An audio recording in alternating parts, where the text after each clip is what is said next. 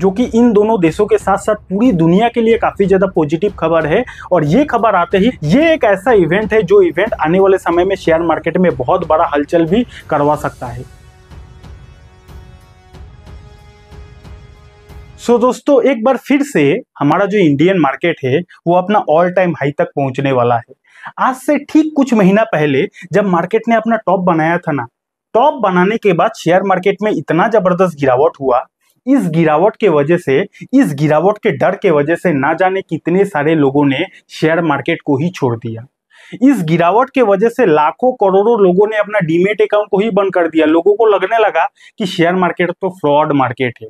लेकिन वो कहते हैं ना कि शेयर मार्केट में वही लोग पैसा बना पाता है जिनके अंदर पेशेंस है, जिनके अंदर धैर्य है। मार्केट गिरा, लेकिन आज देखो मार्केट धीरे धीरे कमबैक भी कर लिया और आज एक बार फिर से मार्केट अपना ऑल टाइम हाई तक पहुंचने वाला है। ठीक है, अब तक का सबसे बड़ा सवाल क्या है कि अब आगे और क्या, यानी कि अब आगे हमें किन किन इवेंट्स पर फोकस करना है। मार्केट तो मोटा मोटी ऑल टाइम हाई तक पहुंचने वाला है, अब आगे हमें किन किन इवेंट्स पर फोकस करना है, उन इवेंट्स को आज के वीडियो में डिटेल में बात करेंगे। उसके बाद तीन ऐसा ब्रेकिंग न्यूज है, तीन ऐसा बिग ब्रेकिंग न्यूज है जो तीन बिग ब्रेकिंग न्यूज मार्केट में बहुत बड़ी गिरावट भी करवा सकती है, मार्केट में बहुत जबरदस्त तेजी भी ला सकती है। वो कौन सा तीन बिग ब्रेकिंग न्यूज है, उन तीनों ब्रेकिंग न्यूज को डिटेल में बात करेंगे। और उसके बाद आप लोगों का कुछ कमेंट्स है, उन कमेंट्स का भी रिप्लाई देने की कोशिश करूंगा। ठीक है, तो फुल पैकेज वीडियो है, वीडियो को एंड तक जरूर देखिएगा। बहुत कुछ नया नया इस वीडियो से आप सीखने वाले हो, तो एंड तक जरूर देखिएगा। उससे पहले डिस्क्लेमर दे दूं कि इस वीडियो को सिर्फ एजुकेशनल पर्पस के लिए बनाया गया है, आपको सिखाने के लिए बनाया गया है। शेयर बाजार में इन्वेस्ट करना बहुत ज्यादा जोखिम होता है, तो इन्वेस्ट करने से पहले अपने तरफ से दिमाग का इस्तेमाल जरूर करें। इस वीडियो से आप सीख सकते हो, इन्वेस्ट करना ना करना वो आपका पर्सनल चॉइस है।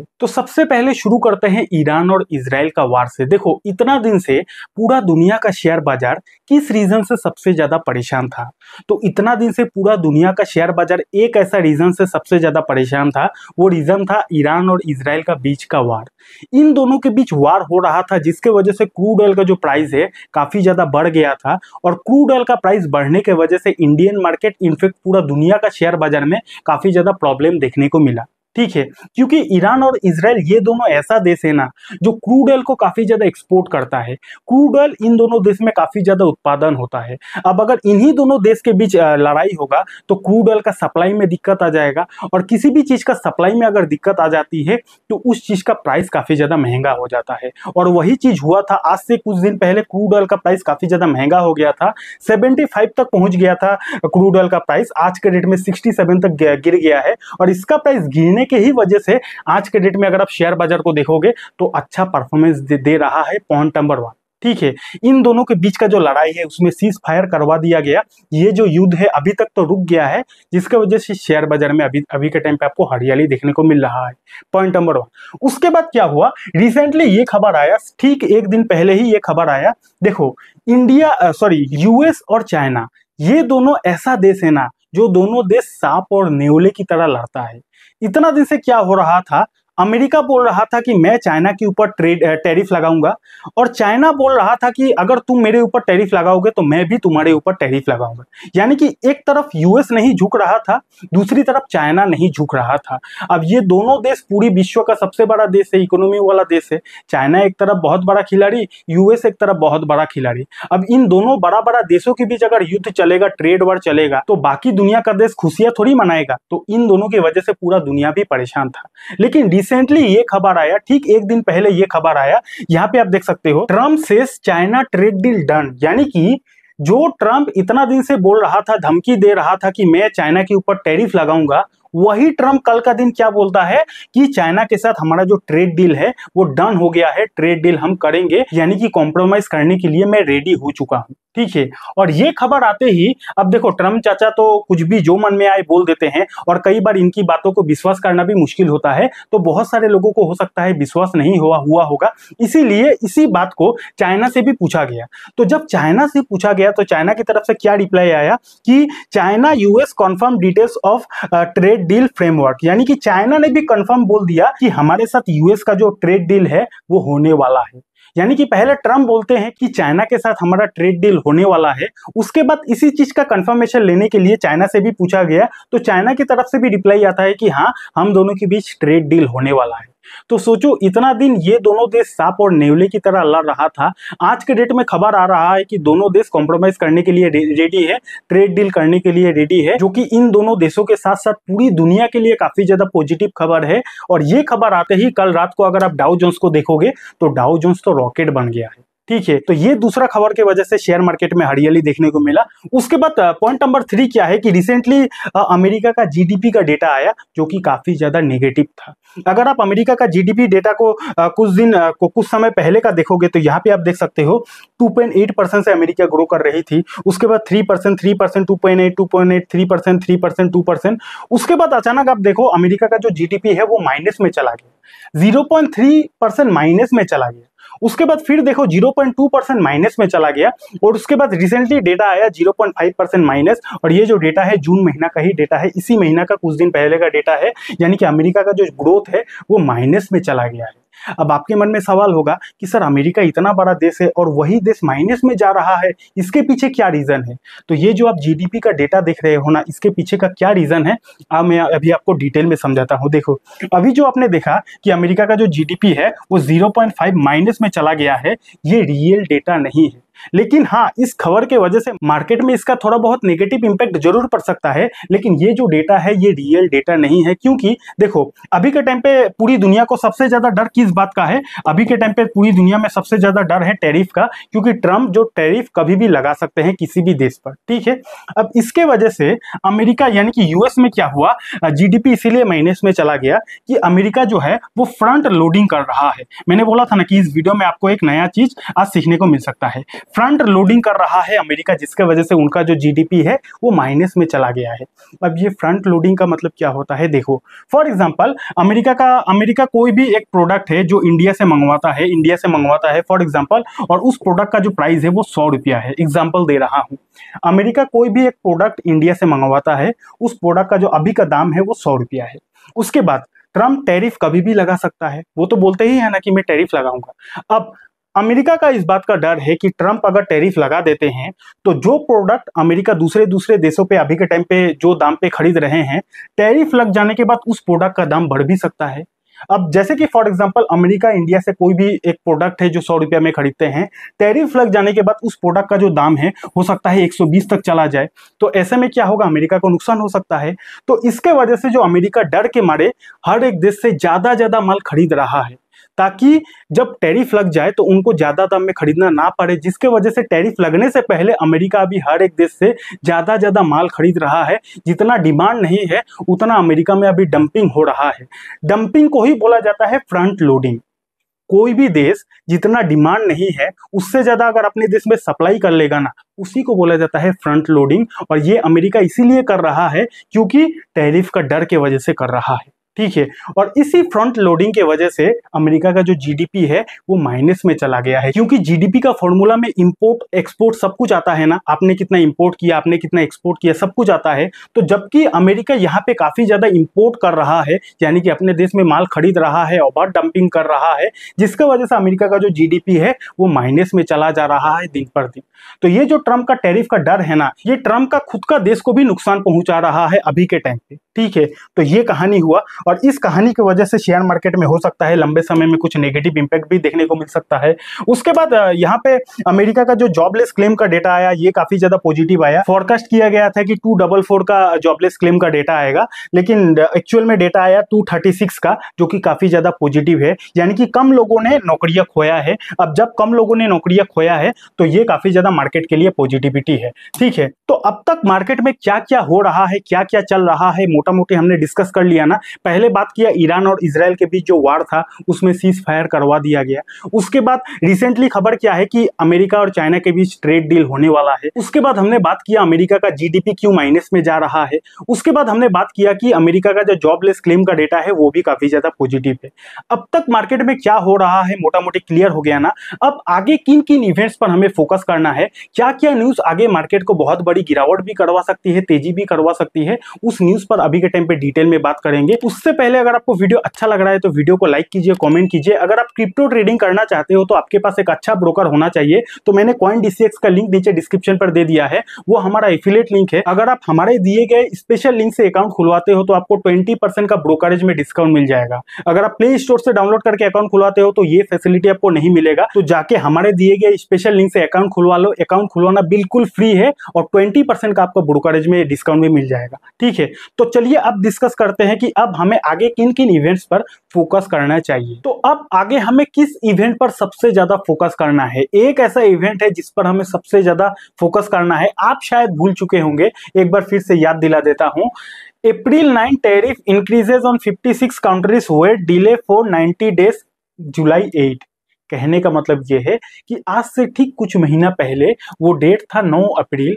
9 अप्रैल को 56 देशों पे, 56 कंट्रीज पे यूएस यानी कि अमेरिका टैरिफ लगाने वाला था। याद है आपको? इनफैक्ट हमारे इंडिया पर भी टैरिफ लगाने वाला था। वो एक चार्ट दिखाए थे ना, ये चार्ट के हिसाब से हर एक देश में अमेरिका टैरिफ लगाने वाला था, रेसिप्रोकल टैरिफ। वो डेट कौन सा था? 9 अप्रैल था। उसके बाद उन्होंने डिले कर दिया। कितना दिन के लिए डिले कर दिया? 90 डेज के लिए डिले कर दिया। और वो जो डेट है यानी कि 8 जुलाई जो है वो आने वाला है, कुछ ही दिनों में आ जाएगा। अब 8 जुलाई को ट्रंप फिर से रेसिप्रोकल टैरिफ लगाने के लिए पूरी दुनिया को घोषणा करने वाले हैं। अब इस इवेंट पर सबसे ज्यादा फोकस करना है। ये एक ऐसा इवेंट है जो इवेंट आने वाले समय में शेयर मार्केट में बहुत बड़ा हलचल भी करवा सकता है। ठीक है, तो इस पर आपको फोकस करना है। क्या लगता है आपको कि क्या 8 जुलाई को ट्रंप सीधा सीधा बात बोलेंगे या फिर से कुछ अलग अलग बात बोलेंगे कि नहीं मैं अभी टैरिफ नहीं लगाऊंगा, फिर से 6 महीने के लिए मैं डिले कर रहा हूं, 1 साल के लिए डिले कर रहा हूं, या फिर से कुछ नया कहानी शुरू करेंगे? आपको क्या लगता है नीचे कमेंट करके बता दो। अगर आप मेरे से पर्सनली पूछोगे तो भैया मेरे को तो बिल्कुल भी नहीं लगता है कि 8 जुलाई को ट्रंप टैरिफ के बारे में कुछ फैसला करेंगे। फिर से वो कुछ ना कुछ अलग कहानी शुरू कर देंगे, ऐसा मेरे को पर्सनली लगता है। आपको क्या लगता है कमेंट करके बता सकते हो। ठीक है, तो 8 जुलाई पूरा फोकस में रखना है। 8 जुलाई से पहले शेयर बाजार में बड़ा एक्शन होना बहुत ज्यादा मुश्किल है। ठीक है, ये पॉइंट नंबर 1 है। उसके बाद पावेल जी से ये पूछा गया, पावेल जी कौन है? ये अमेरिका का सेंट्रल बैंक का चेयरमैन है। पावेल जी से पूछा गया कि आप रेट कट कब करेंगे। अब देखो, रेट कट होना काफी ज्यादा पॉजिटिव है। अगर अमेरिका में रेट कट होता है तो इंडिया में भी होगा, और इंडिया में भी होगा तो इसका इंपैक्ट शेयर बाजार में पॉजिटिव दिखेगा। तो पावेल जी यानी कि अमेरिका का चेयरमैन से पूछा गया सेंट्रल बैंक का कि आप रेट कट कब करने वाले हो। तो उन्होंने जवाब दिया, पेशेंस यानी कि धैर्य रखे on rate cut, patience on rate cuts एमिड tariff uncertainty. यानी कि अमेरिका का सेंट्रल बैंक का चेयरमैन भी ये बोलते हैं कि रेट कट के लिए थोड़ा सा धैर्य रखिए, थोड़ा सा पेशेंस रखे, क्योंकि टैरिफ का अनसर्टेनिटी है। पता नहीं ट्रंप आकर क्या बोलेंगे क्या नहीं, कब कौन से देशों पर टैरिफ लगा देंगे, कौन से देशों पर टैरिफ नहीं लगाएंगे, ये पूरी दुनिया को अभी तक पता नहीं चला है। इनफैक्ट अमेरिका का जो चेयरमैन है उनको भी समझ में नहीं आ रहा है, इसलिए उन्होंने बोला कि पेशेंस रखे, धैर्य रखे, अभी भी टैरिफ का अनसर्टेनिटी है। ठीक है, तो जब तक टैरिफ का अनसर्टेनिटी होता है अमेरिका में रेट कट अभी तक तो होने वाला नहीं है, और अमेरिका में नहीं होगा तो हमारे देश में भी दिक्कत है। ठीक है, उसके बाद डॉलर टू आईएनआर देख लेते हैं। तो डॉलर का जो वैल्यू है मोटा मोटी इंडियन रुपीस में अभी तक बैलेंस चल रहा है। और अगर एफआईएस की एक्टिविटी की बात किया जाए तो कहीं ना कहीं एफआईएस काफी ज्यादा माल खरीदा है। कुछ दिन पहले 12,000 करोड़ का माल एफआईएस ने उठाया, उसके बाद 1300 करोड़ का माल भी एफआईएस ने उठाया। ठीक है, तो जब तक मार्केट में अनसर्टेनिटी रहेगा, पूरी तरीके से एफआईएस का कमबैक होगा, उसकी पॉसिबिलिटीज काफी ज्यादा कम है। ठीक है, तो अब तक मार्केट में क्या हुआ वो हमने डिस्कस कर लिया। आगे हमें किन चीजों पर फोकस करना है वो भी क्लियर हो गया। तो चलिए आप लोगों का कुछ कमेंट्स है, उन कमेंट का भी रिप्लाई देने की कोशिश करता हूं। सबसे पहला सवाल इल्मान नेटवर्क जी पूछते हैं,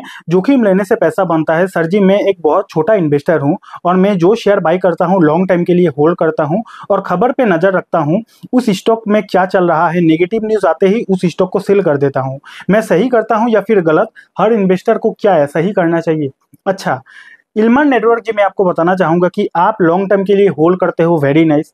आप खबर पे नजर रखते हो, ये भी वेरी नाइस। लेकिन नेगेटिव न्यूज आते ही स्टॉक को सेल कर देता हूं, अब ये सवाल का जवाब देना थोड़ा सा मुश्किल है। देखो फॉर एग्जांपल मान के चलते हैं 2020 एग्जांपल दे रहा हूं, 2021, 2022, 2023, एंड 2024, ठीक है। अब कोई भी एक कंपनी है, फॉर एग्जांपल कोई भी एक एबीसी कंपनी है, इस कंपनी के शेयर को आपने बाई किया है, लंबे समय तक होल्ड करोगे। अब वो जो कंपनी है फॉर एग्जांपल 2020 में काफी अच्छा पैसा कमाया, 2021 में काफी अच्छा पैसा कमाया, 2022 में भी काफी अच्छा पैसा कमाया, लेकिन देखा गया कि 2023 में उस कंपनी ने उतना पैसा नहीं कमाया। अब जबकि 2023 में उतना पैसा नहीं कमाया और नेगेटिव न्यूज, आपने बोला ना कि नेगेटिव न्यूज देखते ही आप बेच देते हो, तो नेगेटिव न्यूज आप देखो कि वो जो नेगेटिव न्यूज है उस कंपनी के लिए आई है, क्या लॉन्ग टर्म में उस कंपनी का बिजनेस में कुछ इंपैक्ट डालेगा कि नहीं।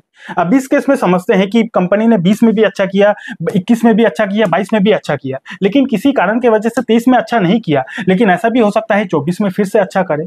तो आपको कंसिस्टेंसी देखना है कि कंपनी का कंसिस्टेंसी कैसा है, लॉन्ग टर्म का चार्ट देखना है। अब वैसे तो विराट कोहली भी जीरो में आउट जाता है, इसका मतलब ये तो नहीं कि विराट कोहली को वर्ल्ड कप में जगह नहीं मिलेगा, ठीक है। तो आपको कंसिस्टेंसी देखना है कि कंपनी लगातार अच्छा परफॉर्मेंस कर रही है कि नहीं। अब कोई भी कंपनी के बारे में बहुत बार ऐसा होता है कि नेगेटिव खबर आ जाती है, आपको बस देखना है कि वो जो नेगेटिव खबर आया है उस खबर के वजह से कंपनी का लॉन्ग टर्म में बिजनेस में कुछ इंपैक्ट पड़ेगा कि नहीं। अगर पड़ेगा तो आप सेल कर सकते हो, अगर नहीं पड़ेगा तो आप अपने एडवाइजर से पूछकर सलाह ले सकते हो। आशा करता हूं आपको आपका जवाब मिल गया होगा। अगला सवाल रेशम जी पूछते हैं, सर स्विंग ट्रेडिंग के लिए कम से कम कितना रुपीस वाला स्टॉक शेयर खरीदना ठीक रहेगा बताइए। तो रेशम जी ये जो आपने सवाल पूछा पूरी तरीके से गलत सवाल पूछा। आपने जो बोला कि कितना रुपया वाला स्टॉक को खरीदना चाहिए, कभी भी स्टॉक का प्राइस पर आपको नहीं जाना है। किसी भी स्टॉक का जो प्राइस रहता है ना, स्टॉक का प्राइस का मैटर कुछ और ही होता है। जरूरी नहीं कि किसी कंपनी का स्टॉक का प्राइस अगर 100 रुपया है तो वो कंपनी छोटा हो गया, और कंपनी का शेयर का प्राइस अगर 10,000 रुपया है तो कंपनी काफी बड़ा हो गया, कोई जरूरी नहीं है। कंपनी का स्टॉक का प्राइस पर नहीं जाना है, लेकिन मैं आपको इतना बोलना चाहूंगा कि स्विंग ट्रेडिंग अगर आप करते हो तो लार्ज कैप मिड कैप पर ज्यादा फोकस करना चाहिए, क्योंकि ये सारा कंपनीज में पैसा डूबने का डर बहुत ज्यादा कम होता है। बाकी आप अपने फाइनेंशियल एडवाइजर से सलाह ले सकते हो, ठीक है, लेकिन स्टॉक का प्राइस पर नहीं जाना है। अगला सवाल पूछते हैं विजय जी, कैंडलस्टिक पैटर्न और चार्ट पैटर्न एक ही होता है क्या। तो नहीं जी विजय जी, मैं आपको बताना चाहूंगा कि कैंडलस्टिक पैटर्न का मतलब ये होता है कि एक कैंडल या फिर दो कैंडल या फिर तीन कैंडल मिलकर कैंडलस्टिक पैटर्न बन सकता है, लेकिन कई सारा कैंडल बनने के बाद वो चार्ट पैटर्न बनता है, ठीक है। एक कैंडल, दो कैंडल, मैक्सिमम तीन कैंडल अगर होता है तो कैंडलस्टिक पैटर्न उसको बोला जाता है, लेकिन बहुत सारा कैंडल जब मिल जाता है तो उसको चार्ट पैटर्न बोला जाता है। समझ गए ना बात। उसके बाद आखिरी सवाल क्या है, वाह भाई एकदम सही बात कही है, मेरा खुद का एक्सपीरियंस है, मेरी खुद की फैमिली मेरे शेयर मार्केट के खिलाफ थी 3 साल पहले, और आज 1 लाख से 1 करोड़ का ऊपर कमाया तो आज मुझे सपोर्ट कर रही है। तो भाई आपका नाम क्या है, सही कतरे, प्रोनाउंसिएशन गलत होने से माफ कीजिएगा। 1 लाख से 1 करोड़ रुपया बना लिया भाई साहब। आज तक तो मैंने 1 लाख से 1 करोड़ नहीं बना पाया, ऑनेस्टली बताऊं तो आपने 1 लाख से 1 करोड़ बना लिया, बहुत बहुत बधाई हो आपको, बहुत बहुत बढ़िया। आपने किस नॉलेज के वजह से, किस रीजन के वजह से ये सक्सेस हासिल किया, नीचे कमेंट सेक्शन में बता देना ताकि बाकी व्यूअर को भी पता चल जाए। और वेरी वेरी कांग्रेचुलेशन मेरे तरफ से, इसी तरह सीखते रहिए और पैसा कमाते रहिए। आज का वीडियो यहीं तक था। अगर आपके भी मन में कोई सवाल है नीचे कमेंट कर दीजिएगा, अगला वीडियो में आपका आंसर देने की कोशिश करूंगा। Again disclaimer, video educational purpose के लिए था, आपको सिखाने के लिए था। शेयर बाजार में इन्वेस्ट करना जोखिम होता है, इन्वेस्ट करने से पहले अपनी तरफ से रिसर्च जरूर कर ले। क्रिप्टो ट्रेडिंग के बारे में पूरा ज्ञान लेना चाहते हो, क्या होता है क्रिप्टो ट्रेडिंग, कैसे क्रिप्टो ट्रेडिंग किया जाता है, यहाँ पे क्लिक करके इस वीडियो को देख लो, पूरा मास्टर क्लास है। और क्रिप्टो ट्रेडिंग के लिए अगर आपको अकाउंट खुलवाना है तो उसका लिंक आपको डिस्क्रिप्शन पर मिल जाएगा, उस लिंक से अकाउंट खुलवा लो, आपको 20% का ब्रोकरेज पे डिस्काउंट भी मिल जाएगा। बहुत बहुत धन्यवाद।